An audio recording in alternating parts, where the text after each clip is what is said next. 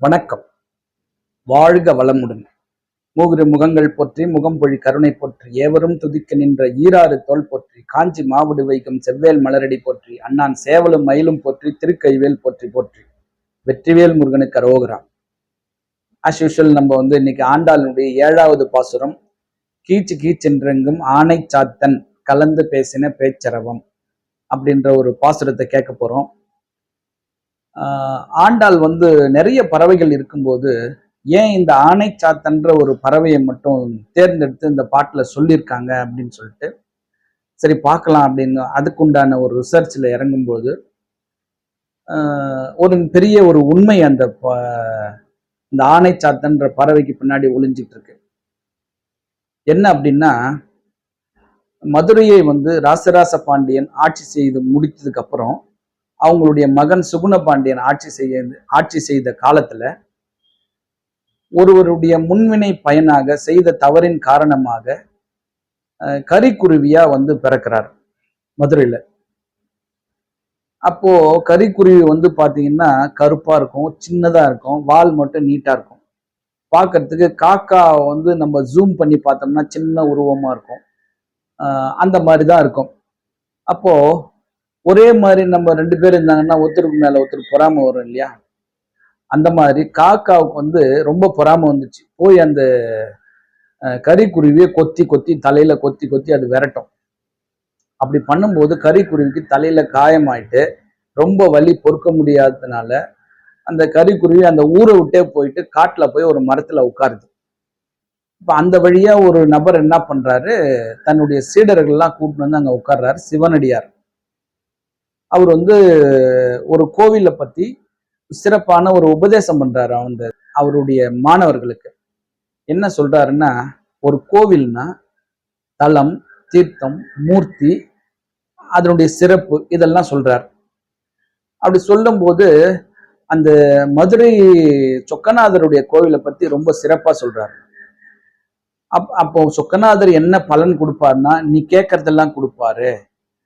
ஒரு மிகப்பெரிய சக்தி வாய்ந்த கோவில் அது, மீனாட்சி சொக்கநாதர் கோவில் அப்படின்னு சொல்லி அந்த மீனாட்சி சொக்கநாதரை பத்தி ரொம்ப எலாபரேட்டா பேசுவாப்ல.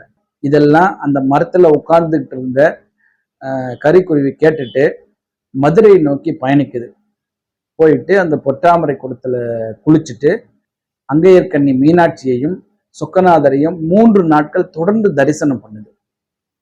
தரிசனம் பண்ணதுக்கு அப்புறம் 3வது நாள் தரிசனம் முடிச்சதுக்கு அப்புறம் மீனாட்சி அம்மையார் சொக்கநாதர்கிட்ட கேட்குறாங்க, சுவாமி இந்த கரிக்குருவி 3 நாட்களா நம்மளை தரிசனம் பண்ணுது, இதுக்கு காரணம் என்ன அப்படின்னு கேட்கும்போது அப்போ சொக்கநாதர் சொல்றார், அந்த கரிக்குருவி முன் பிறவில செய்த தீவினை பயனால இப்போ கரிக்குருவியா பிறந்திருக்கு.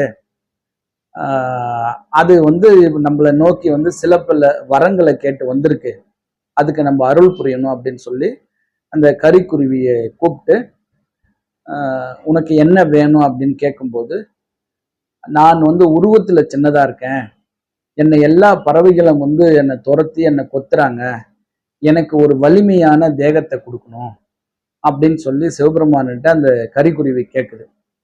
அப்படியே தந்தோம் சொல்றாங்க. அதுக்கப்புறம் அந்த காகம் போன்ற குருவி எல்லாம் கொத்தி நான் இறக்க கூடாது, எனக்கு இரவாத ஒரு உடல் வேண்டும் அப்படின்னு கேட்கும்போது அப்ப சிவபெருமான் ஒரு மந்திரத்தை அந்த கரிக்குருவிக்கு உபதேசம் பண்றாரு. மிருத்தஞ்செவின்ற மந்திரத்தை அந்த கரிக்குருவிக்கு சொல்லி, இந்த மந்திரத்தை நீ சொன்னீன்னா நீ சாக மாட்ட நீ அப்படின்னு சொன்ன உடனே அப்போ ரொம்ப கரிக்குருவிக்கு மகிழ்ச்சி ஆயிடுச்சு. அதுக்கப்புறம் ரொம்ப வலிமையான தேகமும் கொடுத்துட்டாரு அவருக்கு. அந்த சொக்கநாதர் ரொம்ப வலிமையான தேகத்தையும் கொடுத்தாச்சு. உருவம் சின்னதா இருக்கும், ஆனா வலிமை அதிகமா இருக்கும். அதனால அந்த குருவிக்கு வலியன் என்ற ஒரு காரண பெயர் வந்தது மதுரை சொக்கநாதரால. இதை நான் ப்ரிப்பேர் பண்ணிட்டு இருக்கேன், இது சம்பந்தமா பேசணும் அப்படின்னு. அந்த நேரத்துல ஒரு 3 நபர்கள் மதுரையில நடக்கக்கூடிய முருகர் மாநாட்டுக்கு அழைப்பிதழ் கொடுக்குறாங்க. ஐயா நீங்க முடிஞ்சா கலந்துக்கோங்க அப்படின்னு சொல்லி. இப்போ இது ஏன் இந்த நிகழ்வு நடக்குது அப்படின்னு நான் யோசிக்கும் பொழுது, ஒரு சாதாரண ஒரு பறவையா பிறந்து ஒரு வலிமையான பறவையா மாறிய அந்த கரிக்குருவி இந்த மதுரை மண்ணில் இருக்கக்கூடிய சொக்கநாதரால இது நடந்தது அப்படின்னும் போது இன்னைக்கும் பாத்தீங்கன்னா அந்த கரிக்குருவி வந்து கழுகு காகம் யாருக்குமே பயப்படாது. அதுங்க எல்லாத்தையுமே போய் அடிச்சு துவம்சம் பண்ணி வந்துடும். அவ்வளவு பெரிய வலிமை அந்த கரிக்குருவிக்கு. அதாவது உருவம் சின்னதுதான் அதுக்கு, ஆனா சக்தி வந்து மனோசக்தி அதிகம் அதுக்கு. அதனாலதான் அதுக்கு வலியன்னே பேர் வந்தது.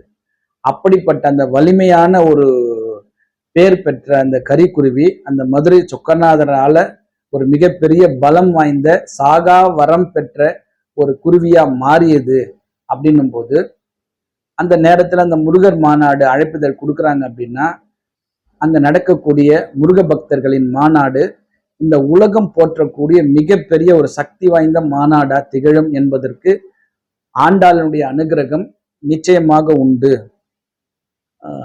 அப்படிதான் என்னுடைய பார்வையில் நான் பார்க்கிறேன். ஸோ நிச்சயமா அந்த முருகர் மாநாடு உலக அளவில் ஒரு பேசும் பொருளாக மிகப்பெரிய ஒரு சக்தி வாய்ந்த இந்துக்களுக்கு ஒரு மிகப்பெரிய சக்தியை கொடுக்கக்கூடிய ஒரு மாநாடாக நிச்சயமாக இருக்கும் அந்த மதுரையில.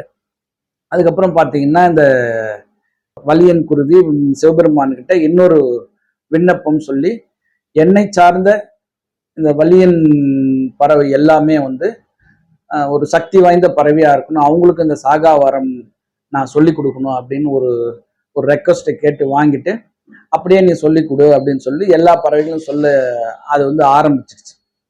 அதனாலதான் பாத்தீங்கன்னா காலையில அந்த குருவிகள்லாம் கீச் கீச்சுன்னு சத்தம் ஒரு பெரிய சத்தமா இருக்கும். அதை கீச் கீச் அப்படின்னாலே பெரிய சத்தம், வலியன் என்றாலே ஒரு பெரிய அப்படின்னு தான் அர்த்தம் அதுக்கு.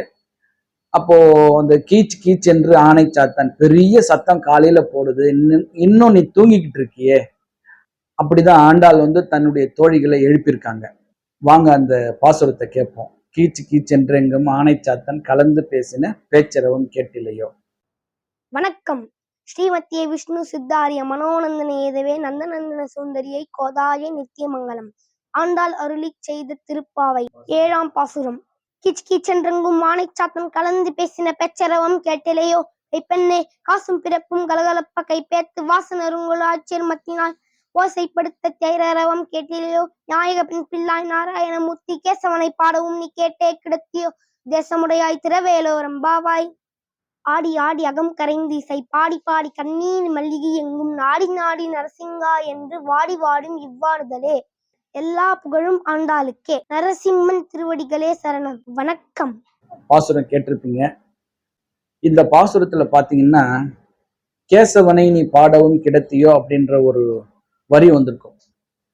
அந்த கேசவன் என்ற சொல்லுக்கு என்ன அர்த்தம் அப்படின்னா தடைகளை உடைப்பவன்ற ஒரு பொருள் உண்டு. காலையில எந்திரிச்சு கேசவான் 7 முறை சொல்லிட்டு உங்களுடைய அன்றாட பணிகளை நீங்க ஆரம்பிக்கும் போது தடையில்லாமல் அந்த பணிகள் வந்து நிறைவடையும். இதுதான் ஆண்டாள் சொல்லிய ஒரு கூற்று. நீங்க சொல்லி பாருங்க, நிச்சயமா உங்களுக்கும் அந்த உங்களுடைய பணி தடையில்லாமல் முடியும். அடுத்து நம்ம வந்து வாஸ்து பத்தி ஒரு சின்ன ஒரு விஷயத்தை பார்ப்போம். அதாவது கிராமத்துல ஒரு சொல் வழக்கு உண்டு. எருது கேட்டு கொட்டா கட்டாத அப்படின்னுவாங்க. இது என்னன்னா மாடுகள் கட்டி வைப்பதற்கு ஒரு கொட்டகை வேண்டும். அது எப்படி கட்டணும்னு சொல்லிட்டு நம்ம மாட்டை போய் கேட்டுட்டு கட்டுவோமா? நம்ம விருப்பத்துக்கு கட்டுவோம். அதுலதான் நம்ம மாடு கட்டணும் அப்படின்னு சொல்லி. ஸோ இது ஏன் நான் வந்து சொல்ல வர்றேன் அப்படின்னா, சில தினங்களுக்கு முன்னால் ஒரு சைட் விசிட் போய் பார்க்குறேன். புதுசா ஒரு வீடு கட்ட போறாங்க, இடம் வாங்கியிருக்கோம் அப்படின்னு சொல்லி போய் பார்த்துட்டு அந்த சைட் எல்லாம் அளந்து போர்லாம் போட்டாச்சு. எனக்கு வீடு வந்து செவ்வகமா வேணும், போர் வந்து வீட்டுக்கு வெளியில தான் வரணும் அப்படின்றாரு. இதை சொல்லக்கூடிய மனிதர் முதல்ல என்னை கூப்பிட்டு காமிச்சிருக்கணும். இவர் போர் ஒரு இடம் போட்டுட்டாரு. போட்டு முடிச்சதுக்கு அப்புறம் எனக்கு வந்து போர் வீட்டுக்குள்ள வரக்கூடாது, வெளியில தான் வரும்ன்றார். சரி, ஓகே, அதுக்கேற்ற மாதிரி நம்ம வந்து பிளான் பண்ணி வீடு கட்டிக்கலாம் அப்படின்னு சொல்லிட்டு அங்கேயே அளந்து பார்த்து போர் வீட்டுக்கு வெளியில வர மாதிரி அவருக்கு வந்து பிளானை போடலாம் அப்படின்னு சொல்லி அவர்கிட்ட டிஸ்கஸ் பண்ணும்போது அவர் வந்து வடகிழக்குல பூஜை ரூம் வேணுன்றாரு. வடமேற்குல மாடிப்படி வச்சு எனக்கு மேல ஒரு அந்த மாடிப்படி அறையோட வேணும், அதை கட்டி கொடுங்க அப்பதான் வீடு பார்க்கறதுக்கு அழகா இருக்கும்ன்றாரு. அதாவது நான் அவர்கிட்ட பேசிக்கா இந்த வாஸ்து பத்தி டீட்டெயிலாவும் பேசினேன். பேசிக்கா முதல்ல சொல்லிட்டு அதுக்கப்புறம் டீட்டெயிலா சொல்றேன். அதாவது வீடுனா எப்படி கட்டணும், சதுரம் செவ்வகமா இருக்கணும், வடக்கு கிழக்கு அதிக காலி இடம் இருக்கணும், உச்ச வாசல் இருக்கணும், தெருக்குத்து தெருப்பார்வை, இதெல்லாம் நம்ம கன்சிடர் பண்ணணும். ஆறாவதா ஒரு விஷயம் பார்த்தீங்கன்னா, மாடிப்படி அமைக்கிற முறை. வீட்டுக்குள்ள எந்த உள்மூலையிலும் மாடிப்படி வரக்கூடாது. அது வந்து வீட்டுக்கு உள்ளார போறீங்கன்னா தெற்கு மேற்கு மத்திய பகுதியா போட்டுக்கோங்க. வெளியில போறீங்கன்னா வடகிழக்கு பகுதியில போடக்கூடாது. வடமேற்கு தென்கிழக்கு தென்மேற்கு பகுதியில போட்டுக்கலாம். அதாவது ஓப்பன் படியா தான் போடணும். கேன்டிலிவர் படியா தான் போடணும். பில்லர் சப்போர்ட் இல்லாம காம்பவுண்ட் மேல ரெஸ்ட் பண்ணாம தான் இப்படிதான் வீடு கட்டணும் அப்படின்னு சொல்றேன். அவர் வந்து மத்ததெல்லாம் ஓகே பண்ணிக்கிறார். வடகிழக்குல தான் பூஜை ரூம் வேணும் அப்படின்றார். நான் வந்து அதுக்கு உண்டான விஷயத்தெல்லாம் சொல்றேன், இதெல்லாம் பண்ணக்கூடாதுங்க அப்படின்னு சொல்லி. சரி, ஓகே, நீங்க ஒரு பிளானை போடுங்க பார்க்கலாம்னு சொல்லிட்டு அவர் போயிட்டார். மறுநாள் எனக்கு வந்து காலையில ஒரு 9 மணிக்கு ஃபோன் பண்ணி, சார் நீங்க பிளான்லாம் போடாதீங்க, எங்க மாமா வந்து நாட் சாட்டிஸ்ஃபைடு, நான் பிளான் இப்பதான் உங்களுக்கு போட்டு அனுப்பிட்டேன், நீங்க பாருங்க அப்படின்னு. சரி, நான் பார்க்குறேன்னு சொன்னார். ஒரு அரை மணி நேரம் பொறுத்து திரும்ப நான் அவருக்கு கூப்பிடுறேன். என்ன சார் பார்த்துட்டீங்களா அப்படின்னு. பார்த்துட்டேன் சார்னார். சரி, ஓகே, நான் பிளானை பற்றி எதுவும் கேட்கல அவர்கிட்ட. உங்கள் மாமா என்ன சொன்னார் அப்படின்னு. இல்லை, நீங்கள் வந்து வடகிழக்கில் பூஜை ரூம் வைக்கக்கூடாதுன்னு சொன்னீங்க, அதெல்லாம் அவர் ஒத்துக்க மாட்டேன்றாரு. அப்புறம் மாடிப்படி வடமேற்கில் உள்மூலையில் வந்து போடக்கூடாதுன்னு சொல்கிறீங்க, அவர் போடலான்னு சொல்கிறாரு. அதனால நான் வந்து பிளான் அவர்கிட்டயே வாங்கிக்கிறேன் அப்படின்னு சொல்கிறதுக்காக தான் உங்களுக்கு கூப்பிட்டேன் அப்படின்னாரு. நான் உங்களுக்காக தான் நேற்றுலேருந்து உட்காந்து அந்த பிளானை போட்டு முடித்தேன். அது இதுக்கப்புறம் நீங்கள் கட்டாத்து உங்களுடைய விருப்பம். என்னுடைய வேலையை நான் முடிச்சிட்டேன், அது உங்கள் விருப்பம் அப்படின்னு சொல்லிட்டு நம்ம ஃபோனை துண்டிப்பு பண்ணிட்டோம். இப்போ இதில் என்ன விஷயம் அப்படின்னா, அந்த வீடு கட்டுறதுக்கு கூட்டுன்னு போனவர் ஒரு அரசு பணியிலேருந்து ஓய்வு பெற்றவர். ஓய்வு பெற்ற பிறகுதான் வீடு கட்ட போறாரு. அப்ப இவ்வளவு நாள் அவருக்கு வந்து ஒரு அனுபவம் இல்லாமையா இருந்திருக்கும். ஒரு கேள்வி, வீடு கட்டுறதுக்கு முன்னாடி என்னை கூப்பிடுறதுக்கு முன்னாடியே அவங்க மாமா கிட்ட கேட்டிருக்கணும், எப்படி வீடு கட்டுறது என்ன ஏதுன்னு சொல்லி. அந்த டீட்டெயில்லாம் அவர்கிட்ட கேட்டு வந்து இந்த மாதிரி கட்டினா நல்லா இருக்கும் அப்படின்னு சொல்லிட்டு டிஸ்கஸ் பண்ணணும். அதாவது நான் சொன்னதுக்கு அப்புறம் அவங்க மாமா கிட்ட கேட்கிறேன்னும் போது, எப்படி நான் முதல்ல வந்து பழமொழி சொன்னோம்னா எருதை கேட்டு கொட்டா கட்டாது அப்படின்றாங்களோ, அதே மாதிரி நீங்க அடுத்தவனை கேட்டுலாம் நீ வந்து ஒரு முடிவு எடுக்கிறீங்க அப்படின்னா அது அந்த முடிவு வந்து ஒரு சரியான முடிவா இருக்காது. எந்த ஒரு விஷயத்துமே ஒரு தேர்ட் பர்சன்ட்ட பேசுறதுக்கு முன்னாடி நமக்குள்ள நம்ம வந்து ஒரு டிசைட் பண்ணி வச்சுக்கணும், இதுதான் பண்ணணும் அப்படின்னு சொல்லிட்டு.